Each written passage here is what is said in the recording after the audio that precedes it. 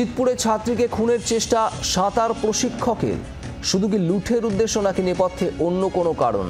ধৃত সাঁতার প্রশিক্ষককে জেরা করে জানার চেষ্টা চলছে। 27শে মার্চ পর্যন্ত ধৃতের পুলিশি হেফাজত। মঙ্গলবার রক্তাক্ত অবস্থায় নাবালিকাকে উদ্ধার করা হয়, তার অবস্থা স্থিতিশীল। চিতপুরের কাশীপুর রোডে হারহিম ঘটনা। 11 বছরের ছাত্রীর বাড়িতে ঢুকে লুট, তারপর ছাত্রীর গলায় গামছা পেঁচিয়ে ধারালো অস্ত্রের আঘাত করে তাকে খুনের চেষ্টা। ইতিমধ্যেই পুলিশের জালে সাঁতার শিক্ষক সন্দীপ সাউ। তবে ঘটনার তদন্তে নেমে এখনো বহু প্রশ্নের উত্তর হাতড়াচ্ছেন তদন্তকারীরা। কেন নাবালিকাকে খুনের চেষ্টা করলো অভিযুক্ত? কি মোটিভ ছিল তার? কোন সুবাদে কলেজ স্কোয়ারের সাঁতার প্রশিক্ষক সন্দীপ সাউয়ের কাশীপুরের ছাত্রীর ফ্ল্যাটে অবাধ ও নিয়মিত যাতায়াত ছিল? গয়না চুরি করতে নাবালিকার বাধা পেয়ে কি খুনের চেষ্টা করে অভিযুক্ত?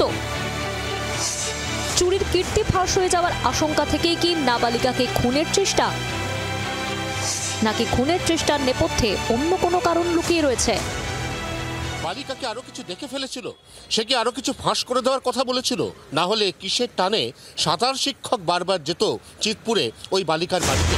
মঙ্গলবার দুপুরের ঘটনা। কাশীপুর রোডের ধারে নাবালিকার বাড়িতে যায় অভিযুক্ত সাঁতার প্রশিক্ষক। পরিবারের অভিযোগ, মঙ্গলবার দুপুর 3টে নাগাদ সন্দীপ তাঁদের বাড়ি থেকে গয়না লুট করে। নাবালিকা তা দেখে ফেলায় তাকে খুনের চেষ্টাও করে। বুধবার চিতপুর থানায় অভিযোগ দায়ের হয়, গ্রেফতার করা হয় অভিযুক্তকে। ধৃত সাঁতার প্রশিক্ষক সন্দীপ সাউয়ের 27শে মার্চ পর্যন্ত পুলিশি হেফাজতের নির্দেশ দিয়েছে শিয়ালদা আদালত। অয়ন ঘোষালের রিপোর্ট, জি 24 ঘন্টা। বাংলার আওয়াজ, বাঙালির আবেগ, জি 24 ঘন্টা।